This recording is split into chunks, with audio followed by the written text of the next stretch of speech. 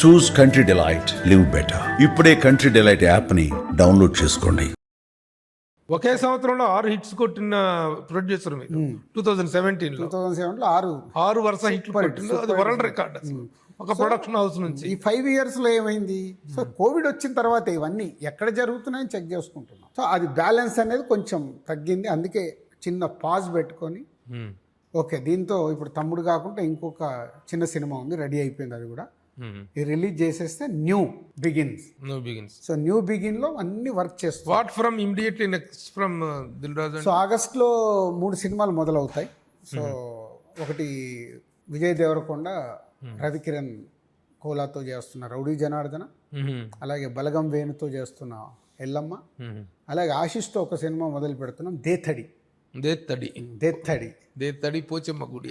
So అది హైదరాబాద్ లో ఒక బ్యాండ్ కొట్టుకునే కుర్రాడి కథ, చిన్న ఎగ్జైటింగ్ గా ఉంది ఆ కథ. సో ఈ 3 ఆగస్ట్లో స్టార్ట్ అవుతాయి. ఇంకొక ఫిలిం కూడా సెప్టెంబర్ అక్టోబర్ అలా టేక్ ఆఫ్ అవుద్దాం అనుకుంటున్నాం. నెక్స్ట్ ఇయర్ 26లో ఈ 4 సినిమాలు రిలీజ్ అవుతాయి. స్టార్స్తో తీసే పెద్ద సినిమాల సక్సెస్, చిన్న వాళ్ళతో తీసే బలగం లాంటి సక్సెస్లు, వీటి మధ్య తేడాన్ని మీరు ఎలా ఎంజాయ్ చేస్తారు? అంటే దానికే ఇప్పుడు స్టార్తో తీసి సూపర్ హిట్ కొట్టినప్పుడు అది ఇచ్చే సౌండ్ వేరే లెవెల్లో ఉంటుంది. అంటే ఇన్స్టెంట్, అంటే ఇన్స్టెంట్గా వా ఆ వారం మొదటి వీకెండ్ కానీ ఆ వారం కానీ అలా దాని సౌండ్ చాలా లక్ష్మీ బాంబు లాగా ఉంటుంది. సో లక్ష్మీ బాంబు వెళ్ళినప్పుడు బలగం కూడా మీకు అలాంటి సౌండ్ ఇచ్చినట్టు. నెక్స్ట్ అంటే అది ప్రాసెస్, అది పాయిజన్గా స్లోగా అరే భలే ఉంది అలా తీసుకెళ్తారు.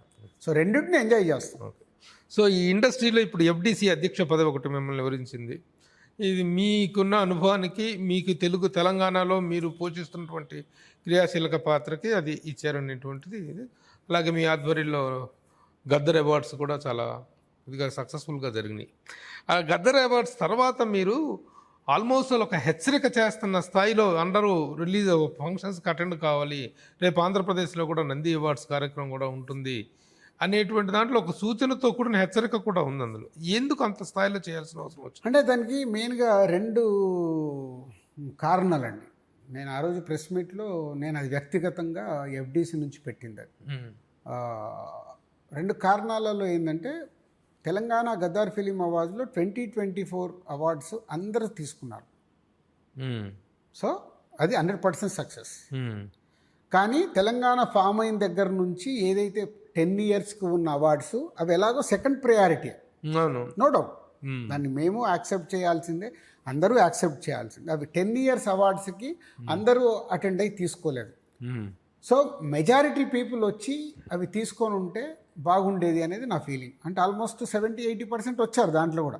అందరు ఇప్పుడు రాజమౌళి గారు కానీ, బోయపాటి సింగ్ గారు కానీ, ఇట్లా డైరెక్టర్స్, ప్రొడ్యూసర్స్, వంశీపైడిపల్లి కానీ ఇట్లా అందరు వచ్చి తీసుకున్నారు. ఓకే, మెజారిటీగా. సో దాంట్లో కొంచెం వెల్తీ ఉంది.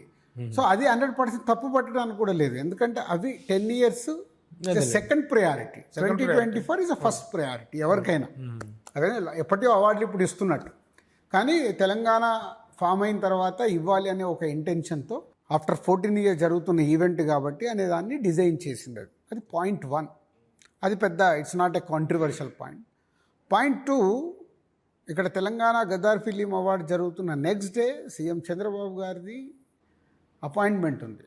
సో దానికి 10 రోజుల ముందు ఒక ఇన్సిడెంట్లో డిప్యూటీ సీఎం గారు 1 ఇయర్ అయిపోయింది, ఇండస్ట్రీ నుంచి ఎవరు రాలేదు అనేది డిప్యూటీ సీఎం గారి కళ్యాణ్ గారి ఆఫీస్ నుంచి ఒక ప్రెస్ నోట్ వచ్చింది.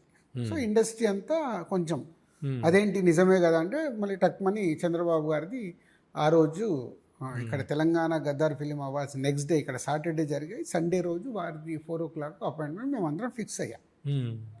మార్నింగ్ లేసే వరకు లేదు, కొందరు షూటింగ్లలో ఉండడం వల్ల వెళ్ళట్లేదు అని కొంచెం నాకు అరే ఇదేంటి, ఇది కరెక్ట్ కాదు కదా, మరి ఎలా చెప్పాలి, ఇది కరెక్ట్ కాదని ఎలా వ్యక్తపరచాలి, బట్ ఎవరో ఒకరు వ్యక్తపరచాలి కదా అని ఈ 2 ఇన్సిడెంట్లలో మనకు షూటింగ్లు ఉంటే సీఎం గారిని 1 ఇయర్ అయింది కలవలేదు, అది అఫీషియల్గా మనకు డిప్యూటీ సీఎం మన ఇండస్ట్రీ స్టార్ హీరో దగ్గరికి వెళ్ళి వచ్చింది, అది మన రెస్పెక్ట్ కదా.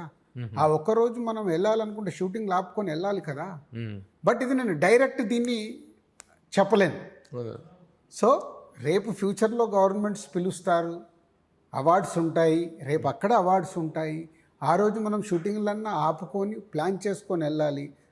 ప్రభుత్వాలతో స్నేహభావం ఉండాలి. తెలంగాణలో ఇప్పుడు కేసీఆర్ గారు ఉన్నప్పుడు ఎప్పుడు ఫ్రెండ్లీగా, ఎప్పుడు వెళ్ళినా, ఎవరు పిలిచినా, ఎవరు పిలుద్దామని తీసుకెళ్ళినా ఎప్పుడు ఈజీగా జరిగిపోయాడు. అప్పుడు అక్కడ నుంచి చాలా హార్ష్గా ఉందనేది ఒక చర్చ, రకరకాలుగా వెళ్ళేది.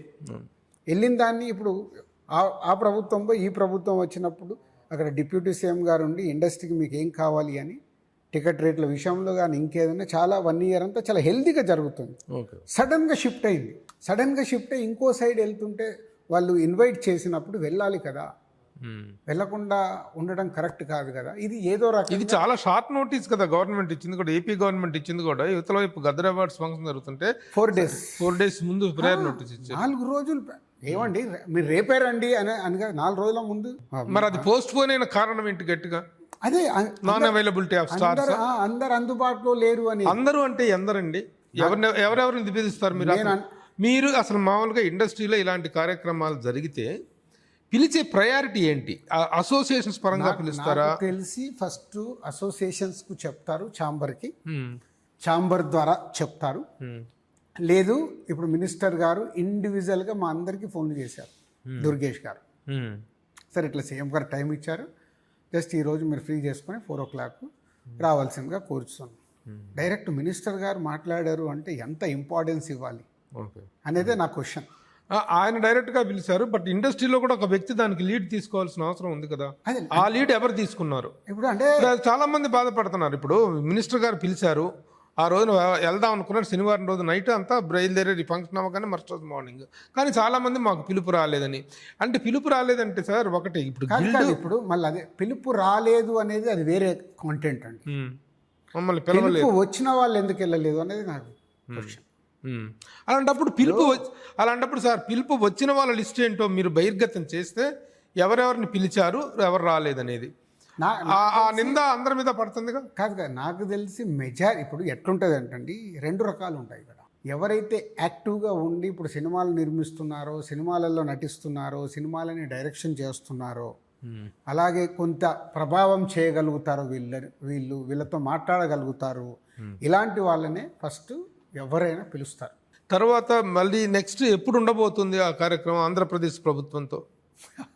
అది ప్రభుత్వం వైపు నుంచి రావాలా, మీరే ఇనిషియేటివ్ తీసుకుంటారు? సీఎం డెఫినెట్గా ఛాంబర్ నుంచి తీసుకోవాలని అనుకున్నాము. ఎల్లుండి 29th రోజు ఛాంబర్లో మీటింగ్ ఉంది. ఆ మీటింగ్లో ఇప్పుడు పవన్ కళ్యాణ్ గారు ప్రతిదీ ఏదైనా ఛాంబర్ ద్వారా జరగాల్సిందే, రిప్రజెంటేషన్స్ అనేటువంటిది ఒకటి పెట్టారు. అది మంచిది కూడాను. Through institute of the people leading. ఒకప్పుడు పెద్ద ఆయన దాసనారాయణ గారు ఉండగా అయితే ఆయన మాట్లాడితే ఎవరు కాదనే వాళ్ళు కాదు, అందరికి వెళ్ళి. కానీ ఈ రోజున ఆ పెద్దరికం అనేది లేని నేపథ్యంలో ఆ అసోసియేషన్స్ ద్వారా, ట్రేడ్ బాడీస్ ద్వారా వెళ్ళటం అనేటువంటిది పద్ధతిగా వచ్చింది. అది తను చెప్పారు. దాన్ని ఎంతవరకు ఫాలో అవుతారు? అంటే ఇప్పుడు డెఫినెట్గా ఫిలిం ఇండస్ట్రీకి is a main body Telugu chamber of commerce, first body. తర్వాత ఇప్పుడు తెలంగాణ ఛాంబర్ ఆఫ్ కామర్స్, తర్వాత ఆంధ్రప్రదేశ్ ఇది కూడా ఏదో ఫామ్ చేస్తున్నారు. సో ఆ కామర్స్ ఇవే ఉంటాయి. ఏదైతే ఛాంబర్ ఉంటుందో అదే ఈజ్ ఎ ప్రయారిటీ. దాని ద్వారా జరిగితే బాగుంటుంది. కానీ కళ్యాణ్ గారు అడిగినట్టు ప్రతి ఒక్కటి ఛాంబర్ ద్వారా జరగాలంటే ఇస్ ఇంపాసిబుల్. ఎందుకు? ఇప్పుడు ఒక వ్యక్తి ఛాంబర్కి వెళ్ళాలి, ఛాంబర్ నుంచి మళ్ళీ అది గవర్నమెంట్కి వెళ్ళాలి. ఇక్కడ సినిమా ఇండస్ట్రీలో ఎలా ఉంటుందంటే ఇది నా సమస్య, నా అవసరం కానీ నా సమస్య కానీ అన్నిటికీ ఛాంబర్ సమస్యకు రియాక్ట్ అవుతుంది, అవసరానికి రియాక్ట్ అవ్వదు. ఇలా అవుతుంది, ఇంకా ఛాంబర్కి టైం సరిపోదు. అండ్ అవసరం ఉంది లేనిది. కానీ ఒకటేం జరుగుతుందంటే రాజు గారు, ప్రాతినిధ్య లోపం అనేటువంటిది జరుగుతుంది ప్రభుత్వానికి ఇండస్ట్రీకి మధ్య. అది 2 ప్రభుత్వాలు అవ్వటం ఒకటి. ఒక కామన్ పాలసీని, చిత్ర పరిశ్రమ వరకు ఒక కామన్ పాలసీ కావాలి. ఎందుకంటే రాష్ట్రం ఈ మధ్య విడిపోయింది 10 సంవత్సరాల కింద. కానీ చిత్ర పరిశ్రమ అనేది మొదటి నుంచి నైజాము, ఆంధ్ర, సీడెడ్ అనేటువంటి దీనిగా విడిపోయింది.